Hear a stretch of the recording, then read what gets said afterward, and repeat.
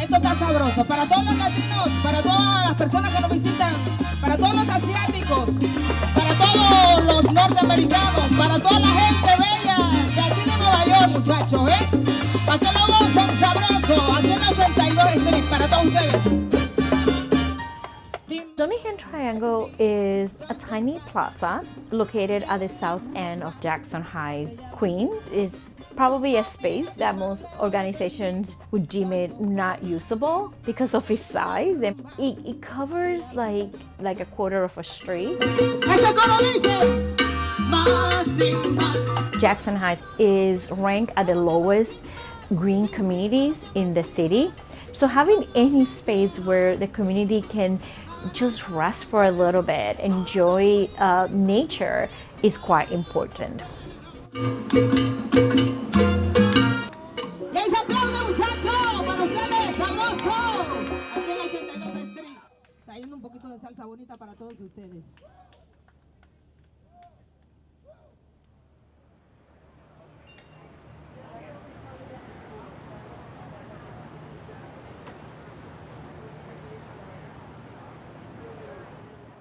People doesn't know how wonderful this neighborhood is, because there's no way that you don't fall in love for this neighborhood. It's just really hard not to fall in love for this. It's 2 in each.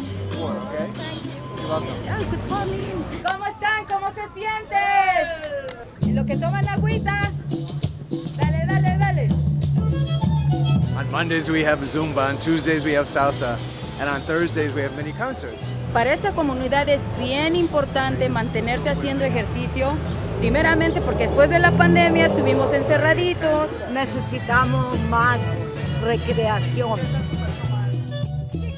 The community of Jackson Heights, a little bit over 60% are from Latin America. We also have a very strong Asian community. We have nearly 200 businesses in just 2 blocks, but it's also a lot of the businesses that work at a very low profit. But it's about being able to sustain themselves, their family, and also support their families in the native countries.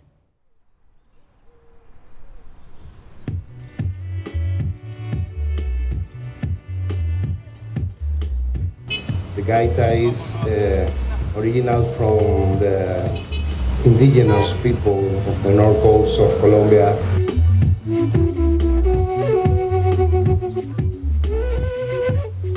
We have a community that is accustomed to making sacrifices, accustomed to just hustle during bad times to make sure that they get to the other side for themselves and their family. And even though our businesses are extremely resilient, we have to deal with economic downturn. We have to deal with the anti-immigrant sentiment at the federal level. We have to deal with local policies that impact our small businesses. So we want to bring culture to a community that has been really hardly hit by different aspects of life. Traigo de toda la vibración de Colombia para que disfrute el mundo, mistura deliciosa. Traigo una ciencia que se llama herencia. Traigo más calidad a la venta. Traigo pura sabrosura, la cura seguramente. People oppose us because they're like, beautification causes gentrification, and that's not the case. A lot of the gentrified communities, if you look immediately before they became gentrified, they were ridden with crime. They have their housing stock, it was in really poor condition. Gentrification happens when the communities are neglected. Recently in Jackson Heights, there's been what Leslie calls quality of life issues on the rise. Sadly, we've been dealing with a lot of public drinking. So what we need to do is help reconnect them to the community. Viva la Comida is the annual food festival in Jackson Heights. It's really the crown jewel in what the 82nd Street Partnership does every year. When we submitted our proposal for Viva la Comida, it was turned down due to the security concern. Leslie took a very long-term view of the scenario and said, hey, if they don't believe that we have an environment that's conducive to good things, let's show them we do.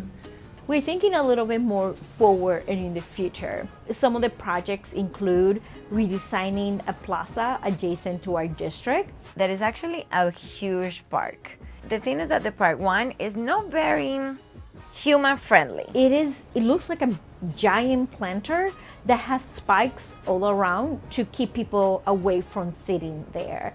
Why are we keeping the community away from a park? I know we have some quality of life challenges, but that's not an excuse. That space has a lot of potential.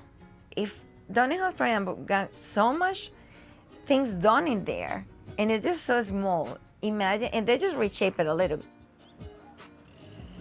There is a lot of systematized oppression in the built environment. I've been in design meetings where they've said things like, oh, definitely don't build that part of the building, it'll be too hospitable to people on the street, we don't want loiterers. People think that certain communities don't deserve certain things. And our job as architects is to always fight for the fact that they do. The norm is if you want to do something in the park, you have to file many permits to get there. If you don't have the money to just do things, if you're going through these channels, if you're consistently languishing in this pipeline, who's going to follow that through? I want a community where people feel that they want to stay. I want a community where sends these kids to college and those kids won't come back and become part of the next generation.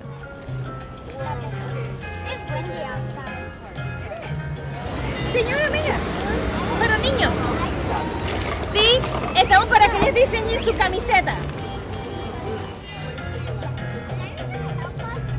Yeah, they're gonna help you.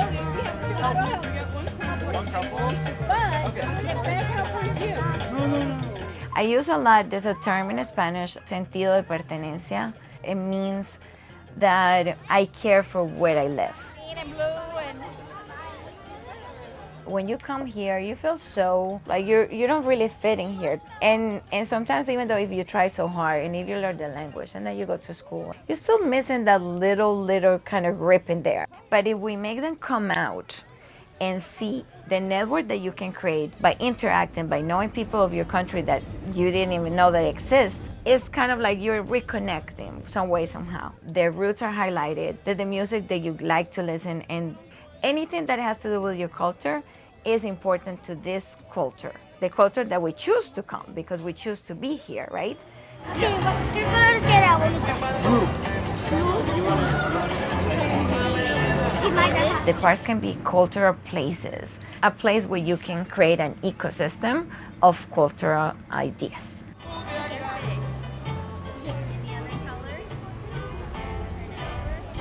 Turn it over,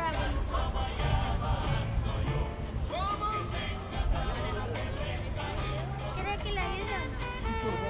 ¿Quiere verde esta vez? No.